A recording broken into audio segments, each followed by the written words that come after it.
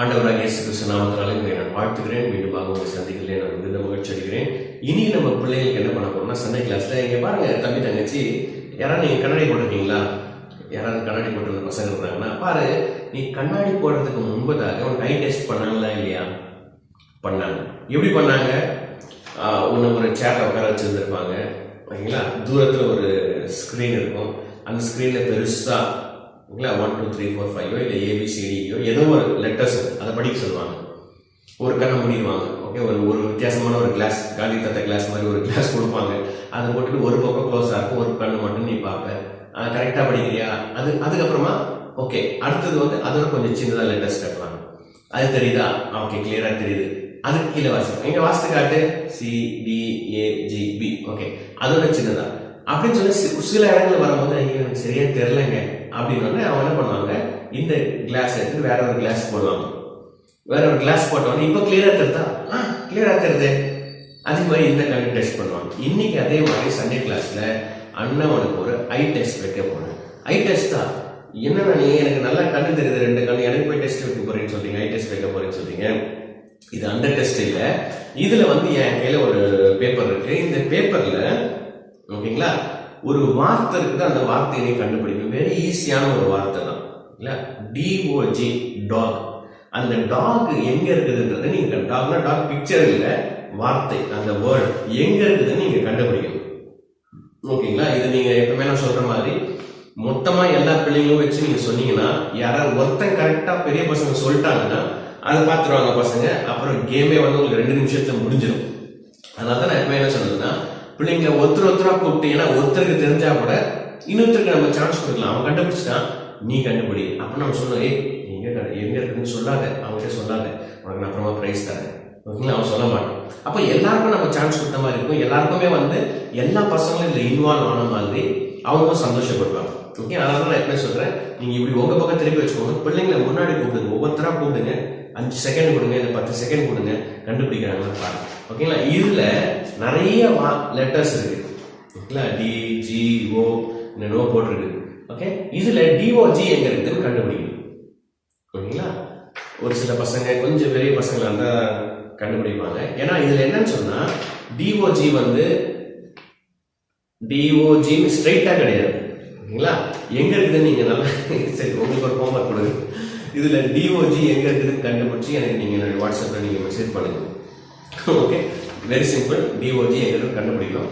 சில பிள்ளைங்க இதுல நம்ம எழுத படிக்க தெரிஞ்ச பசங்க, இங்கிலீஷ் இப்போ எல்லாருமே நார்மலா பேசிக் இங்கிலீஷ் எல்லாரும் படிக்கிறாங்க பசங்க, தெரிஞ்சிருக்கும் அவங்களுக்கு.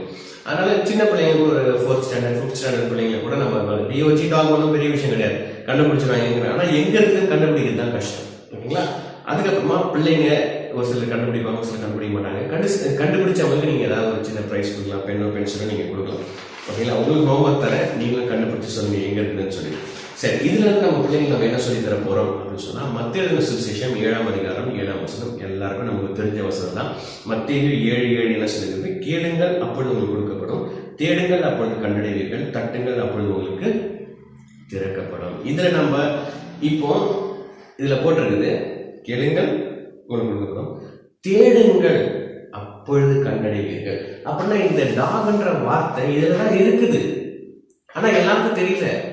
ஏன் தெரியலன்னா, யார் தேடுறாங்களோ அவங்க தான். அது மாதிரி தேடும் போதும் நம்ம ஒரு இன்வால்மெண்டோட அதை நம்ம தேடணும்.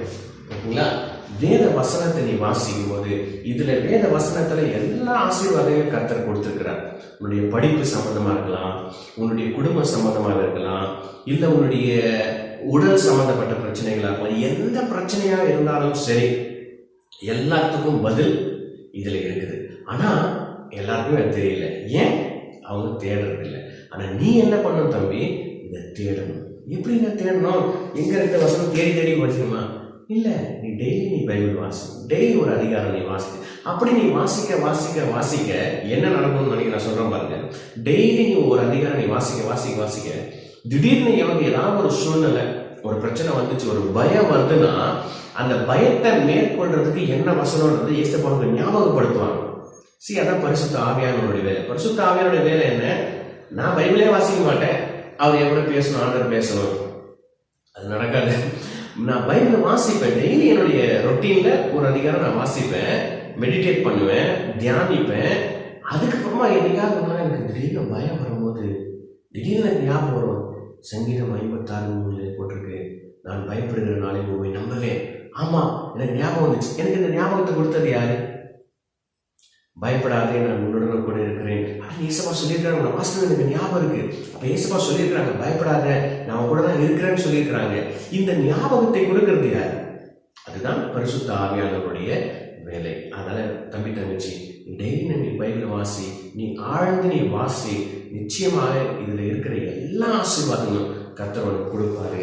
பரிசுத்த சொன்ன மாதிரி என்னைக்காவது ஒரு சூழ்நிலை, என்னைக்காவது ஒரு பிரச்சனை, போராட்டம் வரும்போது திடீர்னு உன் மனசுல யாருமே உனக்கு சொல்லியிருக்க மாட்டாங்க, ஆனா திடீர்னு ஒரு வசனம் ஞாபகம் வரும். என்னைக்கோ சண்டே கிளாஸ்ல படிச்ச வசனம், என்னைக்கோ பிபிஎஸ்ல படிச்ச வசனம். அந்த வசனத்தை உனக்கு ஞாபகப்படுத்துறது யாரு?